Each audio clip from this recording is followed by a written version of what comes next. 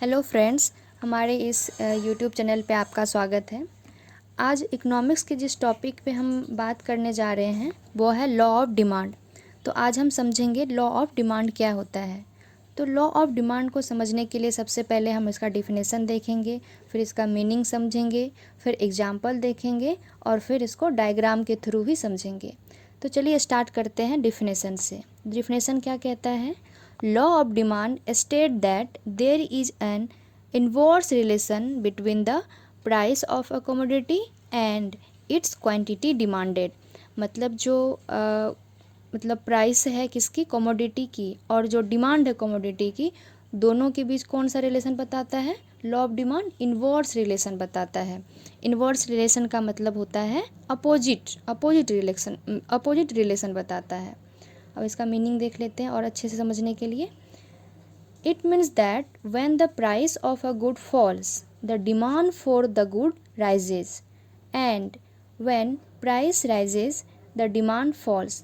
मतलब किसी भी गुड्स की अगर प्राइस फॉल होती है, मतलब डिक्रीज होती है, कम होती है, तो उस गुड्स का जो डिमांड क्या होता है? राइज हो जाता है, मतलब बढ़ जाता है, इंक्रीज हो जाता है। लोग उसे ज़्यादा ख़रीदना पसंद करते हैं, ज़्यादा उसकी डिमांड बढ़ जाती है। क्यों? क्योंकि उस गुड्स की प्राइस क्या हो गई है? फॉल हो गई है, मतलब कम हो गई है। And when the price rises the demand falls. अगर उस गुड्स या कमोडिटी की प्राइस बढ़ी, इंक्रीज हुई या राइज हुई, तो उस गुड्स और कमोडिटी का जो डिमांड है वो क्या हो जाएगा? वो फॉल हो जाएगा, मतलब कम हो जाएगा। लोग उसको कम पसंद करेंगे खरीदना, या बहुत कम ही, रेयर ही खरीदेंगे उसको। और इसको हम और अच्छे से एग्जांपल से समझते हैं। सपोज़ कीजिए कि आपका कोई चॉकलेट जो है वो फेवरेट है। सपोज़ कीजिए कि डेयरी मिल्क है, वो आपको ज़्यादा अच्छा लगता है खाने में, आपको बहुत पसंद है, आपका फेवरेट है।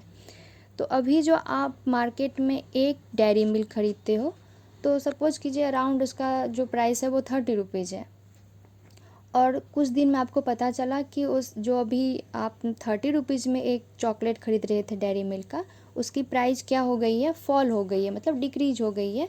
30 से उसको अब 15 कर दिया गया है। तो आप बहुत खुश हो जाओगे, आपको लगेगा चलो पहले 30 में एक चॉकलेट लेते थे, अब 30 में दो ले, आप दो खरीदेंगे। तो आप क्या करोगे? आप जहाँ पे एक चॉकलेट लेते थे, हो सकता है आप दो खरीदोगे उसी पैसे में, हो सकता है दो से ज़्यादा भी खरीद लोगे, क्योंकि अब आपके लिए वो चॉकलेट क्या है? वो डेयरी मिल्क क्या है? एफोर्डेबल है। और सपोज़ कीजिए अभी आप उस चॉकलेट को 30 रुपीज़ में ख़रीद रहे थे और कुछ दिन में उस चॉकलेट की प्राइस जो है इंक्रीज़ कर दी गई 30 से 40 रुपीज़। तो फिर क्या करोगे आप या तो ख़रीदना कम करोगे या फिर रेयर कभी कभी खरीदोगे, क्योंकि उसकी प्राइस क्या हो गई है? इंक्रीज हो गई है। तो उसका आप डिमांड क्या करोगे? डिमांड कम करोगे। और एग्ज़ाम्पल के तौर पे अगर और अच्छे से समझने की कोशिश करोगे तो आप टोमेटो का एग्ज़ाम्पल एक बेस्ट एग्ज़ाम्पल है। मतलब टमाटर, कुछ दिन पहले आप भी देखे होंगे मार्केट में जो टमाटर की प्राइस है वो कितनी इंक्रीज हो गई थी, लगभग अराउंड 250 300 के अराउंड, 300 केजी, मतलब 1 केजी की प्राइस थी अराउंड 250 और 300। तो देख रहे होंगे आप, कुछ दिन पहले टमाटर के जो प्राइस जैसे इंक्रीज हुआ, लोग उसका डिमांड करना कम कर दिए, मतलब ख़रीदना बहुत कम कर दिया था लोगों ने।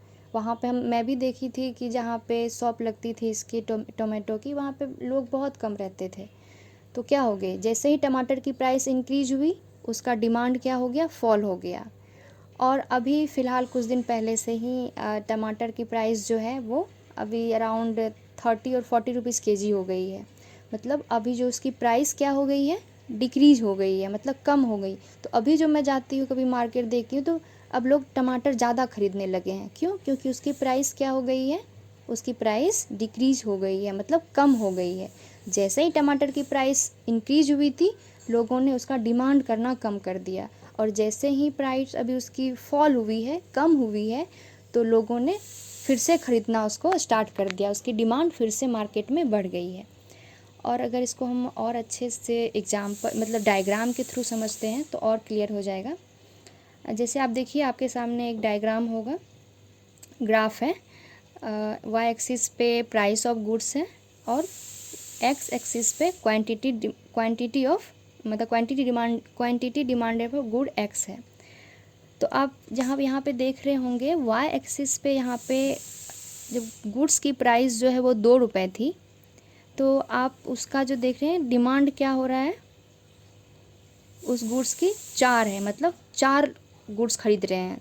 अगर प्राइस 2 रुपीज़ है तो लोग उसको मतलब डिमांड क्या कर रहा है, 4 डिमांड, मतलब 4 गुड्स खरीद रहे हैं। जैसे ही उसकी प्राइस 2 से 4 हुई, आप देखो ओ पॉइंट पे 2 से जैसे ही 4 प्राइस इंक्रीज हुई, ओ पॉइंट पे देखो आप यहाँ पे उसका डिमांड क्या हो गया, 3 हो गया, 4 से 3 हो गया। फिर 4 से आप 6 पे देखोगे, 6 रुपीज़ जैसे ही इंक्रीज हुई 4 से 6, तो अब उस प्राइस गुड्स की प्राइस क्या हो गई है, 6 रुपीज़ हो गई है।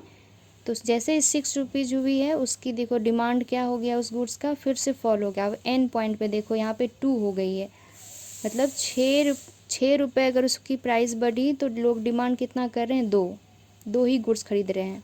और फिर अगर आप 6 से 8 पे आओ, तो जैसे ही 6 से इंक्रीज हुई प्राइस 8 पर, 8 रुपीज़ हुई, तो आप एम पॉइंट पे देखो लोग क्या कर रहे हैं, आप एक ही गुड खरीद रहे हैं।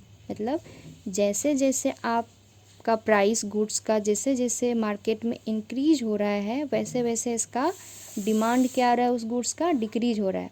अगर जस्ट आप उल्टा ले लो, जस्ट अपोजिट कर लो इसको, कि जैसे पहले 8 रुपीज़ थी, 8 रुपीज़ में लोग एक गुड्स खरीदते थे, अब जैसे फॉल हुआ 6, एन पॉइंट पे देखो आप, तो 6 रुपीज़ है, तो अब लोग 2 खरीद रहे हैं, 2 गुड्स खरीद रहे हैं।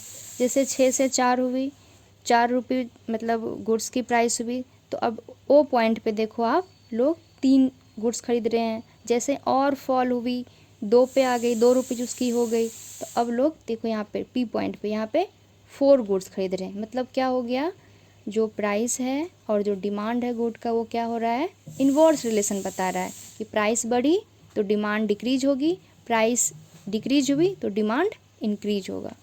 आई होप कि आपको ये वीडियो पसंद आया होगा, लॉ ऑफ डिमांड आपको क्लियर हो गया होगा। और इसके कुछ एक्सेप्शन भी हैं जो हम नेक्स्ट क्लास में डिस्कस करेंगे। Thank you.